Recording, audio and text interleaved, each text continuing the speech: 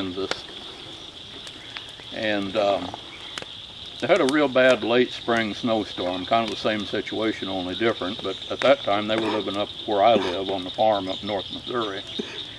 And what happened, it was early April, and it was a real nice warm spring day. The temperature's up around 70, and they were planting garden and all that stuff. And overnight, this front came through, as they're prone to do from time to time, and the temperature dropped down into the mid-30s, and it began to snow. So it snowed a while, and then the temperature dropped a little farther, and they got a little bit of rain, and that froze on top of the snow, and this went on all night. Never got terribly cold, but it got cold enough that it formed ice basically. So when they got up the next morning, they had like 6 to 8 inches of frozen snow with ice on top of it. And then to make matters worse, the temperature had warmed up just enough that there was a little film of water on top of the ice. So it was just astonishingly slick. I mean, you could do nothing. I mean, just impossible to walk on. Well, Granddad, of course, would have probably stayed inside till it melted, but he had chores to do, so he got out and made his way to the barn and fell down 8 or 10 times, according to him, and he might have exaggerated, but nevertheless, he had a hard time getting to the barn and back. And when he did get back, he pretty well resolved, I'm not going out till this melts. This time of year, it can't stay too long. But Grandmother had other ideas. They'd let the fire go out the day before because it was so warm, and she absolutely insisted that he go out and get some firewood, build a fire, and warm the house up, which he didn't want to do very bad. He looked out the window at the wood pile. Or rather, he looked out the window at a frozen a hump in the snow, knowing that what was under that hump was saturated firewood, under 6 inches of frozen snow. But, well, so he suggested they maybe chop up some furniture or something, but she didn't buy it. So got his axe out from behind the stove and headed out the door with the idea that he was, somehow or another, he was going to chop some wood out of that pile of ice. Well, as he was trying to make his way out to the wood pile, he happened to glance out across the pasture south of the house. Well, about a quarter of a mile south of the house, there was a pretty steep hill, and it had trees on it. In fact, he used that for a woodlot to some degree. And there was an oak tree at the top of the hill that he'd been saving. It was dead. It was probably 8-10 inches diameter, maybe 50 feet tall. But the thing that he noticed about it that intrigued him, because he was having a terrible time. I mean, he was just, barely able to stand, let alone do anything else. But the thought that occurred to him, that oak tree, there's nothing growing below it. It's clear shot down the hill across to the house. If I can get, standing dead wood, it's going to be relatively dry. So he thought, if I could get over there, chop that tree down, and drop it, point it down the hill, the dang thing would slide down the hill and probably most of the way across the pasture. It'd probably wind up just outside the house here, nice dry wood. And so he decided that, even though it was going to be a terrible challenge to get over there and get up that hill, he decided that was going to be better than trying to chop that soggy, wet, frozen stuff out from under that ice in the yard. So he did, slowly, carefully, clumsily, made his way, kind of got his feet, as he kind of learned to think more in terms of ice skating than walking, and made his way over to this hill, and hand over hand, grasping a sapling here, a tree trunk there, a gooseberry bush there, made his way to the top of the hill, to where this oak tree was sitting. Looked down the hill, and sure enough, everything looked cool. Chopped himself a couple of holes in the ice so he could put one foot, had a place to set his feet so that he wouldn't just, he tried to swing the axe, he figured he'd just spin otherwise. So cut a couple of holes in the ice and went chopping. Notched it very nicely on the downhill side, chopped through from the back. Tree came down, sure enough.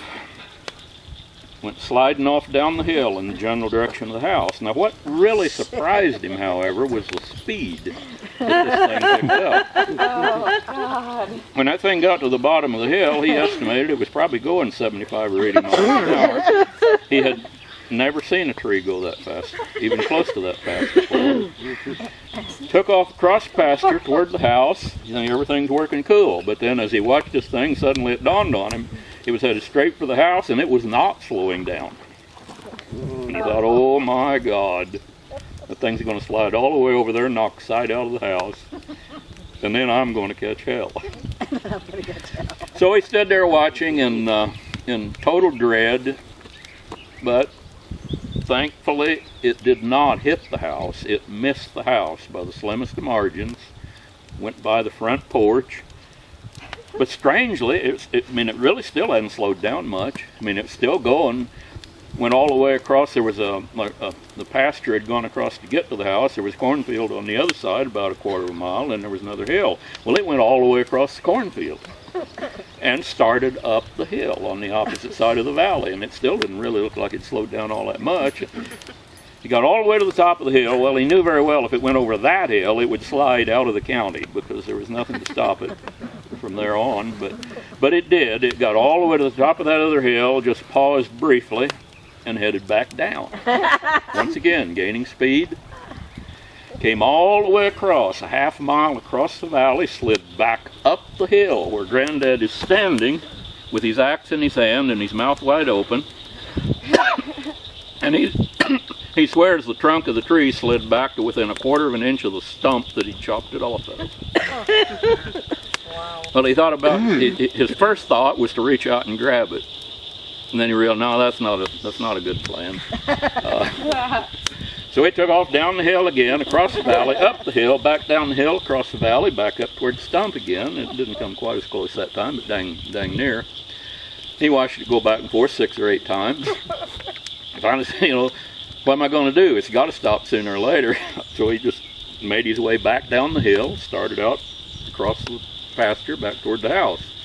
And of course, they had insult to injury. The tree passed him about every 35 seconds, going first one way and then the other. Got back to the house, stood on the porch and watched it 3 or 4 times, come down the hill, go across, up, down, across, up. Called Grandma out. Wanted her to see this phenomenon, but she refused. I mean, she took one look at the thing going by and said something about Satan and went back in and refused to look at it anymore. Well, the good news was that as it slid back and forth, it had knocked off a few small branches and some bark, and so he gathered up that debris and took it inside and built a fire, got the house warmed up, and kind of got Grandma off his back for the rest of the day. So he sat down, got a cup of coffee, and sat down there in the living room, just wait for the dang tree to stop so he could do something with it. You could just hear it going by, just whoosh, going one way and whoosh, coming back the other, all afternoon. Got dark, still going back and forth, went to bed, lay there in bed, he could still hear it, whoosh, whoosh. Actually said it's kind of peaceful sound once he got used to it. Hear that thing going back and forth. So he got up the next morning, walked outside, a gorgeous spring day. The front's cleared out, temperatures come back up. There's a ditch that this tree has worn out. The snow and ice had melted overnight. There's a ditch about 15, 18 inches wide and about 6, 8 inches deep, all the way from the top of the south hill, all the way over to the top of the north hill, where that thing's been going back and forth. Kind of worked its way into the mud once the snow melted. But there's no sign of the tree. What in the world?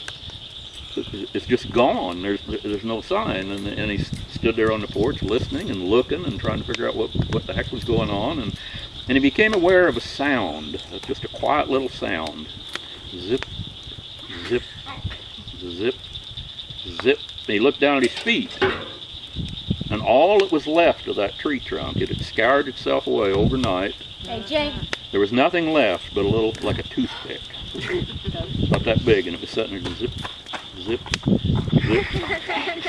So he reached down and picked it up, and he looked at it, and he was just astonished and just so taken with this phenomenal thing that he had seen, and took that thing inside and showed it to Grandma, and he was just so impressed with what had happened that he kept that thing the rest of his life. He'd carry it in the watch pocket of his bib overalls, and he would occasionally use it for a toothpick.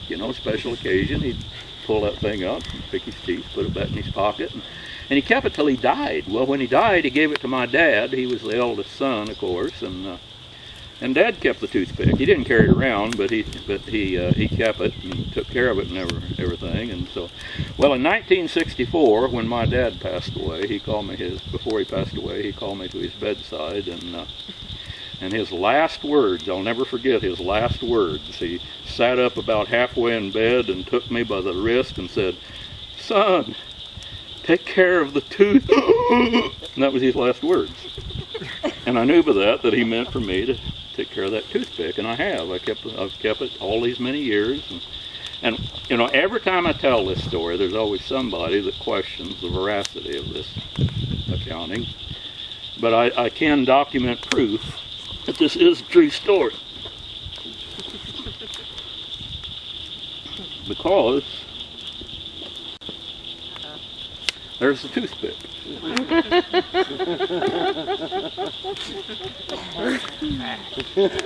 Awesome.